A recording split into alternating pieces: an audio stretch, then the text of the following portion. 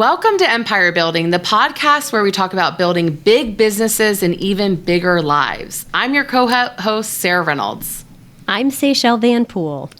And I'm Via Williams. So most children who grow up in the United States right now in the 21st century, we're in the 21st century, right? Yeah. I've been asking the same question. I think so. Because we're 2021, that's throwing us.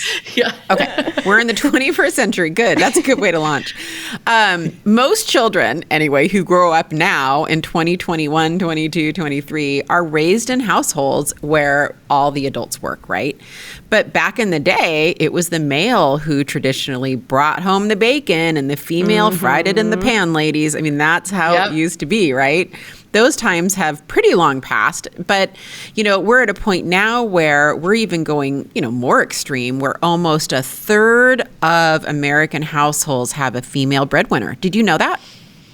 I did not know that. I didn't actually. And I think it's very dependent on where you live, I'm assuming. Probably. Yeah, my neighborhood, I'm like one of two working moms. Out of how many? Home. Out of how many? 30. Oh, yeah. Okay. Yeah. 30. Yeah. That's interesting. Yeah. Huh. But it's good to see that's increasing. 30%. That's awesome. Well, here's what's... a lot of working moms in ours, but I don't know of any others that are in the position of what we're talking about today. Yeah. Okay. Yep. Yeah, I don't either, because you don't always know, right? I mean, your friends that work, you don't always know who the breadwinner is, obviously. But it's been increasing. It's interesting because I graduated from high school in 1988, and the last statistic they did in 1987, only 18% of households in the United States had a female breadwinner. Now it's almost a third. So it's really, that's a pretty tangible increase since I graduated from high school anyway, right? What's interesting about it is, some of the traditional dynamics haven't changed. Women still do more childcare and housework than their husbands, right? Men still feel that traditional pressure, right, to be the family breadwinner. And so while we have about a third of homes where the female's the breadwinner, about 41% of women in the United States still take the lead role in housework. Isn't that interesting? It's interesting you say this. Like, I've been actually learning a lot about this, but when you have a systemic change like something like this, with a female becoming more of a breadwinner in families, any major change, whether it's societal or whether it's something like this in the household, really takes 3 generations to change. And so if you think about that, we're in the middle, a lot of our moms for our age, right, started the feminist movement, right? And then now we're kind of in the second generation, which is the messy middle. And then our kids are going to see something very different behind us and think something is very different for the next generation. So we're in the messy middle of the second generation on this right now. Yeah, that makes sense to me. I love looking at it this way. This is such a real and topic for me in particular this week alone. So my girls are becoming older to where they're noticing more things and they're becoming very vocal. And my amazing husband, George, has been having to have some conversations around this topic. And it can be a sensitive topic, right? Because we care so deeply about our spouses and about our marriages. And in the same sense, we want to make sure that we are being good examples to our children in every way, right?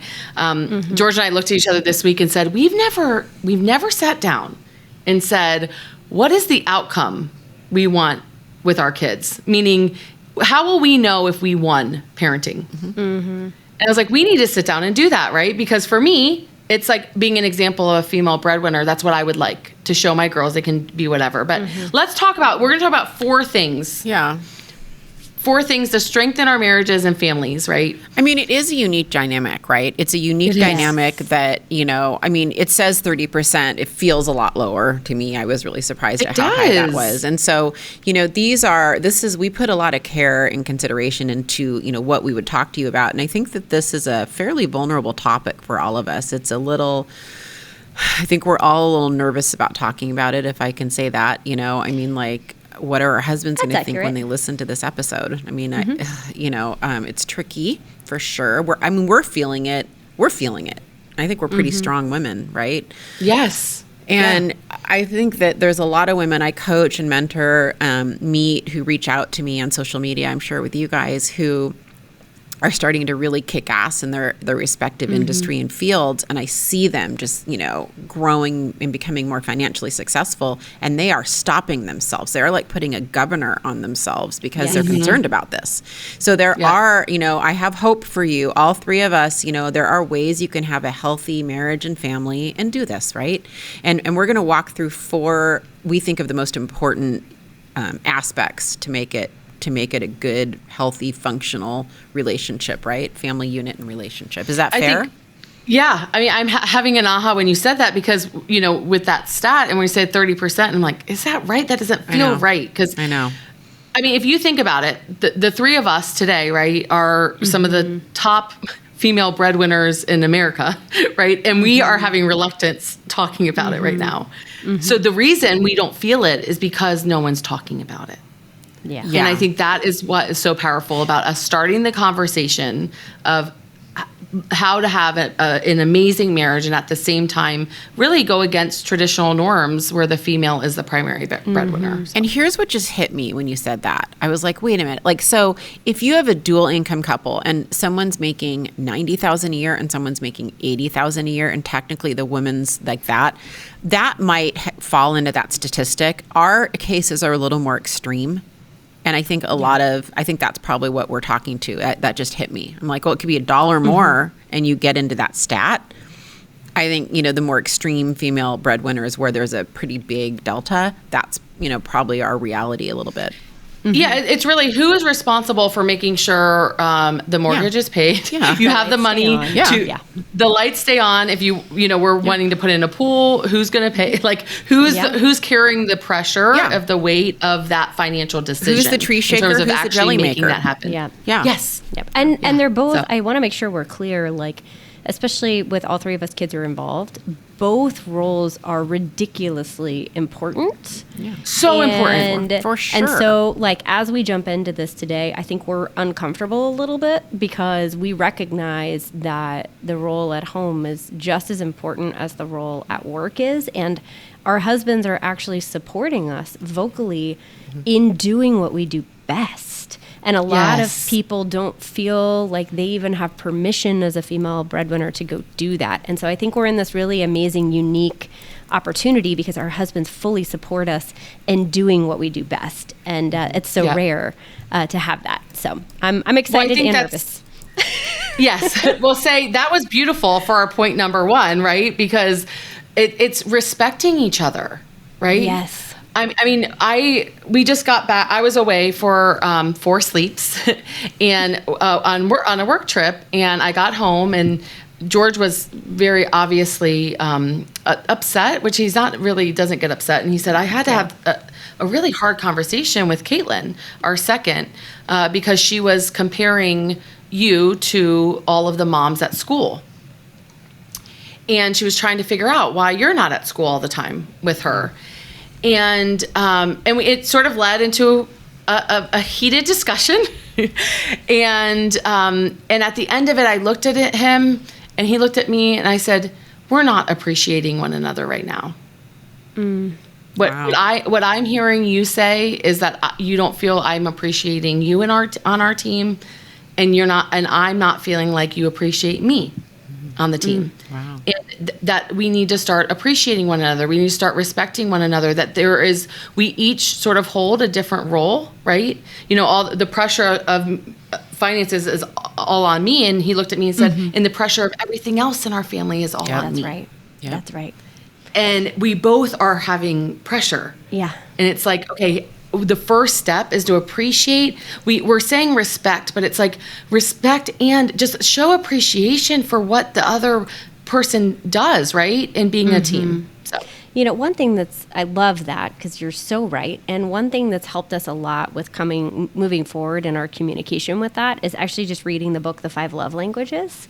Yes. Because how we show appreciation for our significant other, especially for in these different roles, I think becomes even more important. And for me, it was a big eye opener that acts of service was mine and that quality time is Nick's. And so for him, like being present and not having the phone ring off the hook and being engaged and showing the appreciation with time is the one thing I can do to show him how much I appreciate him. And as a female breadwinner, when you're running all these different things and all these people report to you and stuff is blowing up all over the place, that's a very challenging way to show appreciation when that is the language. And so really becoming aware of how your spouse wants to be appreciated or your partner wants to be appreciated, I think is a big key step to that too. I love that. And I don't know about you guys, but I find sometimes with Ben and I that our egos get in the way and it becomes a competition. I don't know if you guys experience this, where who had the busiest day. Like, because Sarah, when you were saying that from George, Ben and I have that exact conversation. I'm like, I have all the stress of, bringing in all the income to fund all this. And he's like, I am doing literally everything else. There is not enough time in the day. So it almost becomes a competition, like, wow, I had a long day. So did I. How long was your day? Yeah. How long was your day? And every once in a while I'll be like, this isn't a competition. I honor and respect that you had a stressful day. And, it'd be great if you could honor and respect that I did too. And he keeps me in check for sure. And I think a lot of that is a little bit ego. There people report to you, we all have big worlds in our work life. You come home and you're pretty humbled pretty fast. It's crazy. Yeah. George, it has never felt like he's amazing in that way. I know that's rare, but it's never felt like a competition in terms of, but I think it's more, putting the role of your spouse versus the role of your children in this case, right? It was like our kid said something and then his immediate is like, we should fix it because the kid said it. And it's like, well, we're not going to let. Well, that's also kind of a guy thing. Let's be honest. Yeah, true. Let's fix it. That's true. Yes, so true.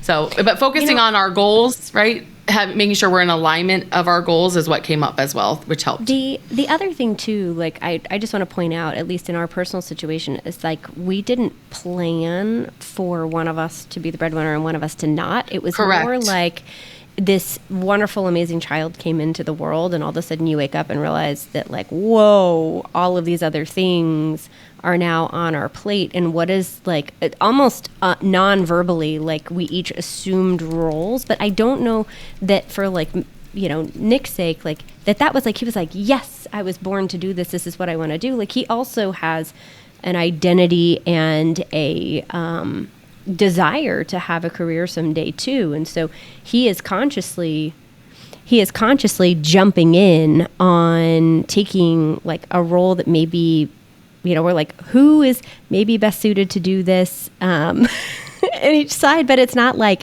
one of us woke up and was like, I must do this one day. And so I think honoring that maybe someone's doing something that's outside of their wheelhouse too has been something that I've had to be mindful of, because it wasn't like he woke up and was like, I desire to be in this position. It was more like, who is the most natural to do the breadwinning side? Okay, you do that and I'll just figure the rest out.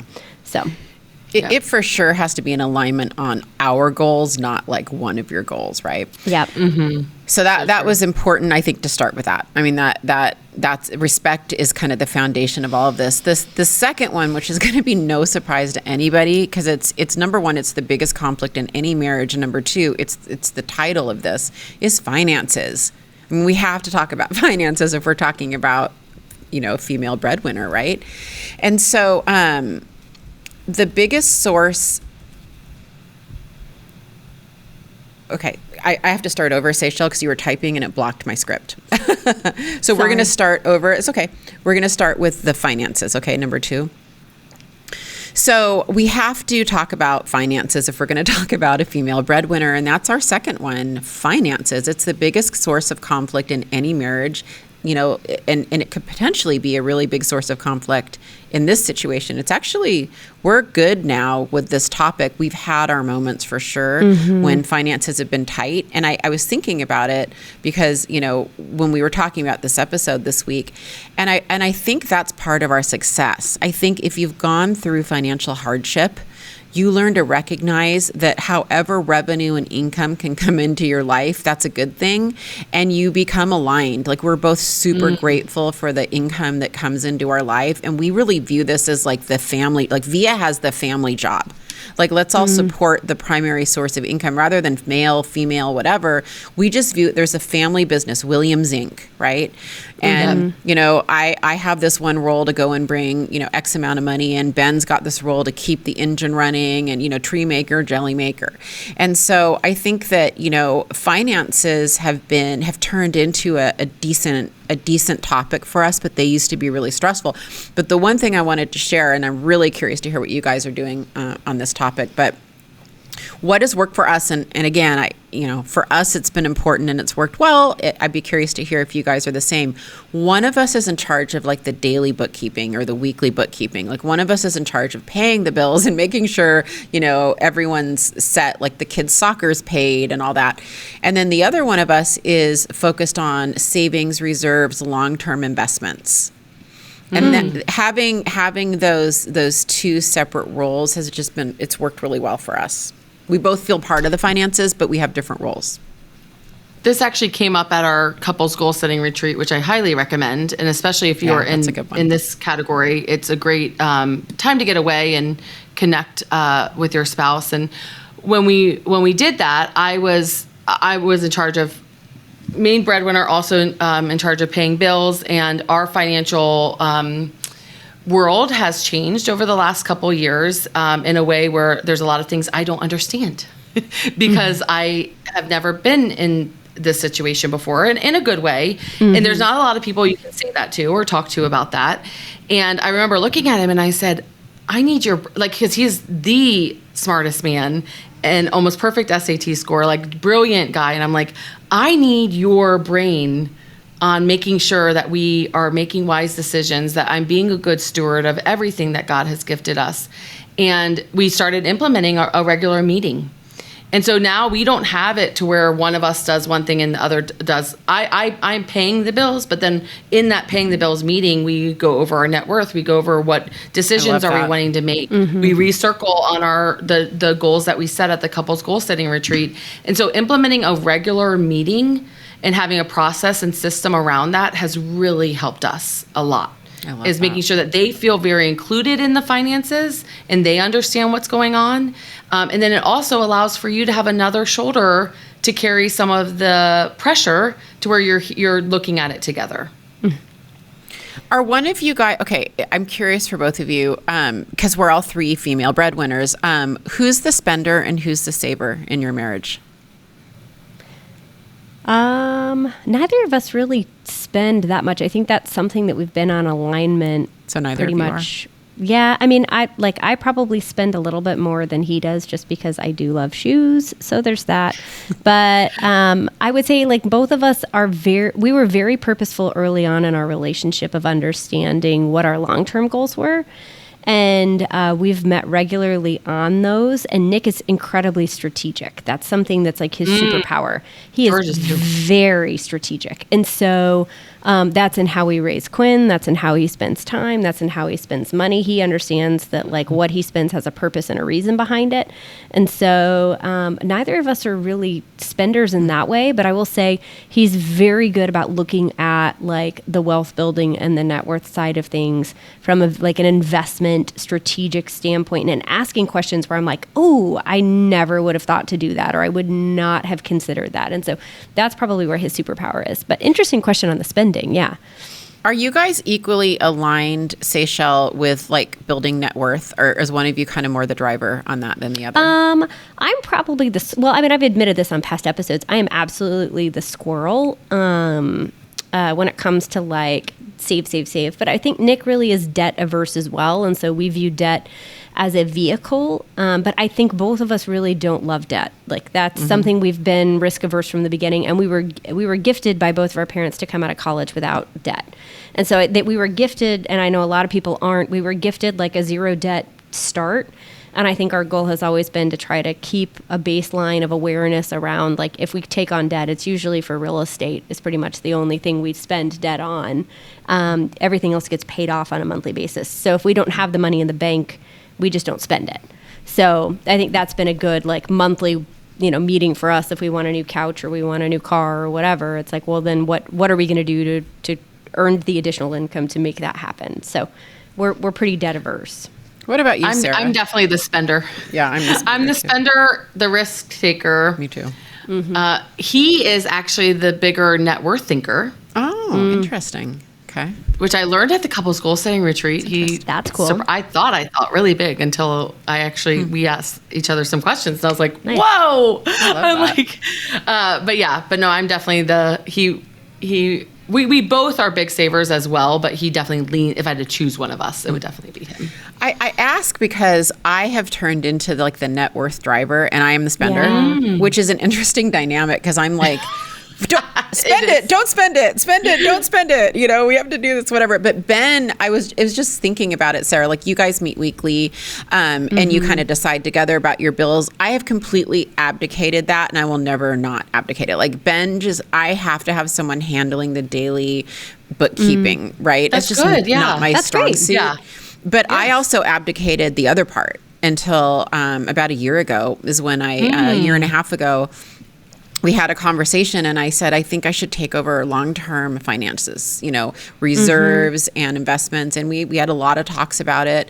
It was an interesting, I'm like, okay, I need the passwords. And then I got a different bank account, and that has been very, very new in our marriage and so good. Our net worth has increased 5 times in the last 2.5 years, 5 times. That's awesome. So it's probably 2 years ago. I love that.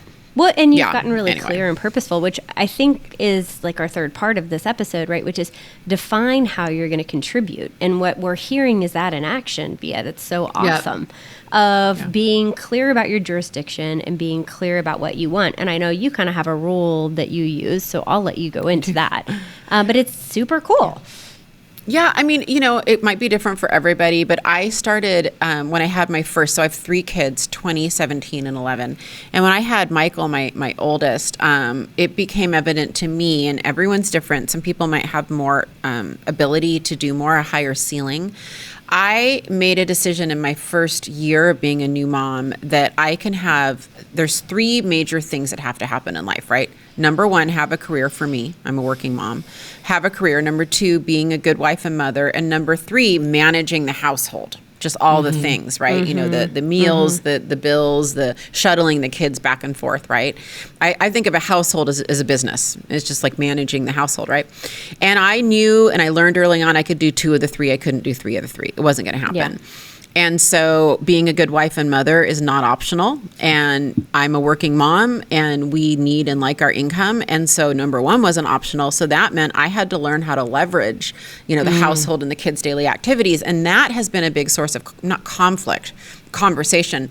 When is it worth it to hire out someone to cook meals, someone to clean more versus having Ben bringing in income? There's like a delta that makes it worth it. And we all go through is childcare worth it? Will it make you bring in more income? Or is it better to have one spouse stay at home for that? Those are the decisions over the years that have taken up our time. But 1 and 2 were just not optional. Ben was on board with that. I was on board with that. So we always knew that we were going to have to leverage and outsource most things that have to do with the household and the kids' activities. And most of the time we both agreed it's better to be one of us. And that's Ben. Mm-hmm. Yes. Yeah. And that's one time George said to me, it's amazing. Because we're a team, we are raising our kids together. He's more the present one, right? But it's not like it's like nanny after nanny after nanny. Yes, we do have a nanny, and honestly, he needs more leverage, which we won't go into today. But but the reality is that he loves that though. He loves being the present one. He loves being the one, Same. And we are so aligned in our parenting and what's important. So it's like that's amazing that to be able to have that. And this makes me think too of we're in a season right now where our kids are going to be only these ages for so long and only in the house for so long. I know, Michael just went off to college recently, and it's just I'm keenly aware too that this is a season, and then our kids are going to fly the nest, and we're going to have a different season, and there's going to be a realignment again. And so, what do you want that experience to be like for your kids while they're here? And getting really purposeful on that. Like Sarah was saying earlier in the episode, I think is a really great thing to help you define these roles. Yeah. Yeah. And just to wrap, this one up, I think it's about understanding each person's gifts and strength and what they can bring to the table and what that can do for the family. Like if you're a family that, wants things that money can buy, it doesn't really matter who the source is, right? As long as you're working together as a team. I view it as like the Williams Inc., and we all have equally important roles, just like any other business, Yes. we're all, in this together. So understanding jurisdictions and the highest and best use of everybody's God-given gifts and talents and skills, it makes sense. It's always made sense to Ben, and it's always made sense to me. Yep. I think, Love that. When you are the female breadwinner and you're doing all these things, there are landmines that come in that you are not expecting. Episode. This whole episode, like up until this past weekend, I did not ever think that this would ever be a heated discussion between me and my husband. That's the truth, because we were so in line. We got all these top 3 things, these first 3 things we just went over correct. You got him nailed. Yeah. Yes. We got him nailed. And then boom, a landmine. And then the kids come in and complicate everything. Then the kids come in and they mess it up. No, and Caitlin, I shared earlier, but the point is that there's traditional views, and our kids. So there's a public. One of the biggest landmines is there's a public perception of what the role of the wife is in a relationship, right, and what the role of a mom is, and there is a public perception to that.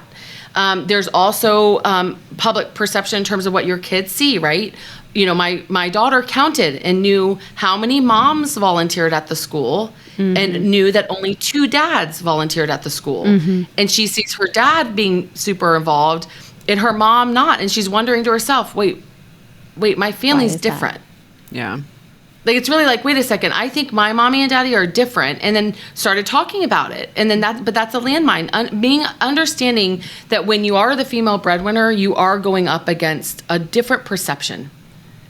And stuff will creep in that will hurt you, and not intentionally because of that. So, yeah, for sure. I think that, one of the things that happened to us is that a dynamic shifted. Meaning we got married at, what are we, 20, we were 25, 26, I guess. And, at that time, I can't remember who the breadwinner was. We've gone through different seasons when each of us has been a breadwinner. So you're married to someone who, in 24, we're going to have our 25th wedding anniversary. You change, through the course of your life. And, sometimes in a lot of marriages, like the man didn't marry the female breadwinner. That's right. It shifted, and that's when the dynamics change that severely. That's when divorce can happen unless you're really careful and you're staying in front of it. We have just always been super pragmatic about it. We really have not let ego get in the way. We've really just operated as a unit and viewed it as, oh, okay, so you're going to go on the mortgage. We laugh. Every other home we've bought almost, it's like, oh, who's going on this mortgage because you have better credit or better income or better debt to income ratio. We're like, oh, this one's Via, this one's Ben. We've just toggled back and forth. It's just, Love that. It's just like it goes into the family bin, and so it's really how you have to think. You have to be very unified and very, very much a unit, because if you're not, I think resentment starts creeping in. Yeah. And resentment kills relationships. Well, I think what can happen in Say and I's case for sure is like, this was not planned. No. Yeah. It was not. Like we didn't get married and be like, okay, Sarah, Right. you're responsible for the money. Yeah. You're responsible for managing. It just like happened by accident. Totally. And I think in that times you're just going through life, and then all of a sudden a landmine hits, and it's like, wait a second, this isn't what I thought it was going to be, because we didn't plan it that way. And just being real about it. Like, man, this is different than what we originally had in our minds, right? Yeah. Well, and then you take this last year, where you're doing virtual, Quinn's been in virtual school for almost a year, and Nick has been the leader in that, and you look at that in addition to everything else with him leading, with Quinn's school, and it's wow, what, he already had a tough job, but that's even harder. And I just think, gosh, we didn't plan that. That was not something that he signed up for. So. But here's the thing, like our guys they're not really struggling with issues of inadequacy. They're just not. I mean, we have really strong guys, but I think that's a thing we have to talk about. I think a lot of guys do. I think they feel emasculated or, depending on what their upbringing is. And, I would just say that has got to be an open dialogue, and you have got to really, allow them to be, the man they want to be in your marriage, whatever that looks like. If it's, I don't know what to say other than if you're not having a constant open dialogue and being really, really aware of that, it's not going to, it's not going to work. It's not going to be easy. Yeah. Mm-hmm. Yeah. I think probably what we did, whether it was inadvertent or on purpose, is we just were way upstream of it. Like we all just have really good marriages that have open communication and have all of these moats around it, so much, and so I think that, it probably turned purposeful, but it was kind of more accidental in our young marriage. We just were constantly talking about things and aware of things. And so we accidentally stumbled on 25 years of this. But, at some point it has to get purposeful, I think. Yes. Especially if you have, a male that's struggling with that. Yeah. If we're looking at the takeaways from today's episode, the things that I would hope that we all could take away from this is, number one, the success of your relationship starts with the respect for your partner. Number two, finance can make or break a partnership, a marriage, whatever you want to call it. Getting clear about your finances is huge, and then doing it over and over and over again, meeting about your finances over and over and over again. Number three, realizing that you may purposefully or accidentally get into this situation, and giving yourself permission to have a conversation around that and realign goals. And then number four, I think realizing it's not going to be easy, but it's so going to be worth it. And so if you're listening with us today, we just want to encourage you that this is a journey that we're all in together. I don't think any of us have this perfectly figured out, but it's a journey, and it's something that we love and we're going to keep working on, and we hope you're going to join us on it. So thanks for listening, you guys. Go lead big businesses and even bigger lives. And remember, you are an empire builder. So if you like today's episode, subscribe, send it to a friend, write us a review, and thanks for coming on the journey. Breadwinner. Yes. Yeah. Send it to one breadwinner that you know. That's right. Have Thanks, a great you guys. day, everyone. Bye, guys. Bye.